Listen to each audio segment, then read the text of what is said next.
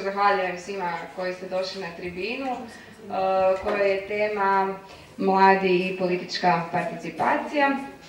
S nama su naši gosti, Berto Šalaj, asistent na Fakultetu političkih znanosti, koji će dati i uvod u temu, te mladi kandidati i kandidatkinje parlamentarnih stranaka.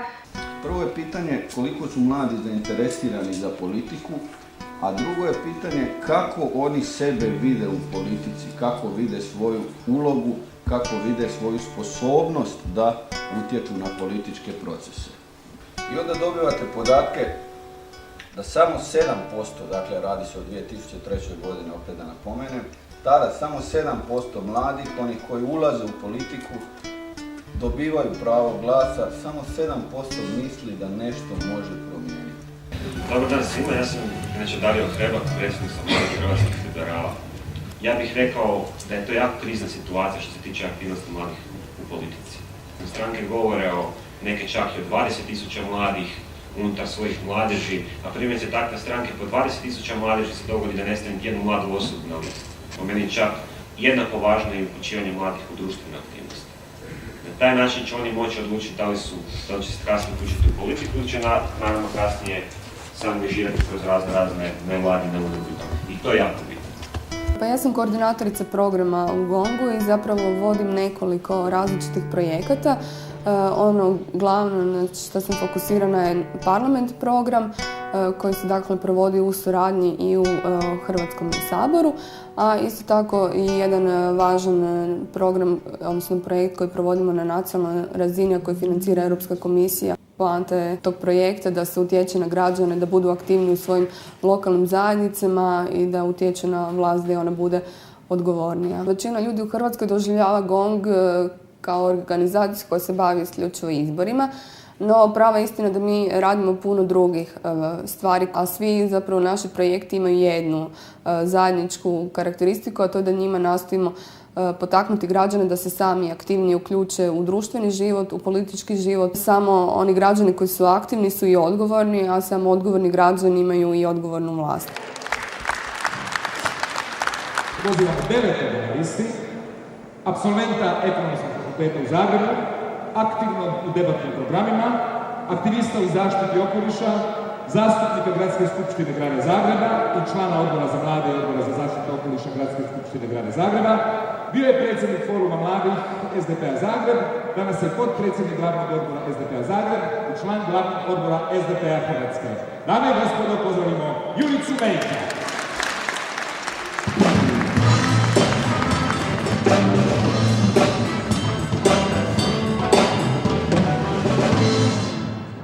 Mi smo u zadnjih 7 godina u ovom našem crvenom Zagrebu kroz kvalitetne programe zapošljavanja, a to je ono prvo što nudimo mladim ljudima, uspjeli prepoloviti stopu nezaposlenosti. Ja mislim da to zaslužuje veliki pljesak. Veliki pljesak za zapošljavanje i program zapošljavanja mladih ljudi.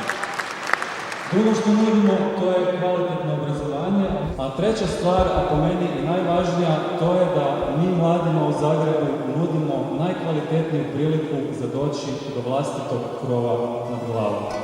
U mreži Mladih Hrvatske radim kao predsjednica i glavna koordinatorica organizacije.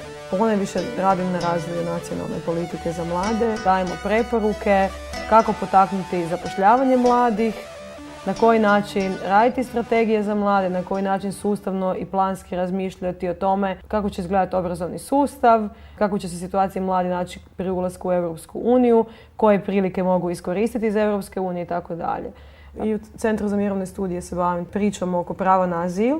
Već nekoliko godina radimo kampanju Hrvatska kraj, odnosno raj na zemlji, gdje pokušavamo negdje afirmirati pravo na azil kao pravo svih onih koji traže utočište u Hrvatskoj. Radeći sa mladima, tražiteljima azila, ženama, starcima, nekakvim drugim skupinama, radiš za opće dobro, zato što nekako utječeš na to da se standardi života tih društvenih skupina poboljšaju, da se nekakva ljudska prava integriraju u svakodnevni život i u politike vlade na kraju krajeva. Radim kao novinar unutarnje političke redakcije. 5 godina sam bio u gradskoj rubrici, te su zanat i sada se bavim istraživačkim temama unutarnje politike i jutarnjeg lista. Pratim tijekove novca, političkih stranaka, gospodarskih subjekata i bavim se istraživanjima financiranja stranaka, sukoba interesa i isprepletenosti gospodarstva i politike. Pisanje i analiza političke situacije mi je najinteresantnija zbog toga što se odluke političara zahvaćuju najšire mase, upravo zbog toga što se oko politike vrti najveći novac i najveći interes.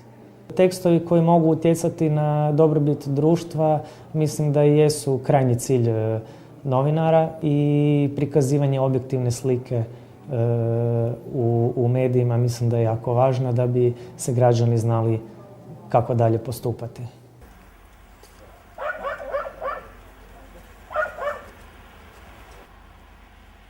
Pa krenulo biti na taj način da sam ja nakon završetka fakulteta nisam pronašao posao, besposličario sam. Stoga sam se odlučio aktivno uključiti u rad kluba, jednog lokalnog, nogometnog. Postao sam tajnik i određeni ljudi su mi rekli, čuj, zašto ne bi recimo primjerice dobro ti to ide, mlad si, obrazovan si, pa zašto ne bi ušao u politiku? I onda kad su mi to rekli, rekao hvala lijepa, ne bi. Pa zašto, zbog čega? I onda se počelo naravno to uvjeravanje. I jednostavno sam odlučio. Zašto ne? Zašto ne pokušati? Prvo sam ušao kao obični član izvršnog odbora, potom nedugo zatim je bila i skupština koja sam postao predsjednik mladih liberala u Bjelovaru. Dakle, ovo je već jedno tradicionalno druženje koje svakoga četvrtka i svake subote ćemo organizirati ovdje na gradskoj tržnici do početka izbora.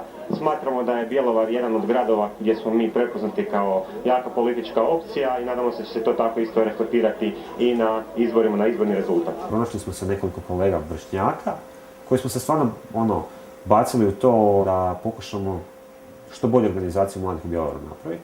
I napravili smo to i naravno da to odmah rezultiralo time da su nas stari kolege zaposlili.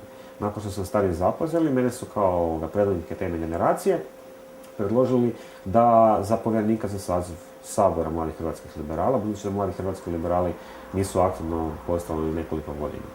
Što me posebno potaknulo na nekakvi aktivizam jest kosovska kriza nakon bombardiranja NATO-a. Ta rijeka izbjeglica koja je svakodnevno bila na televizijskim slikama je mene zapravo motivirala da nešto radim. I zapravo tada sam negdje saznala za neke razne edukacije i 2002. godine pohađala školu ljudskih prava HHO i tamo upoznala ljude.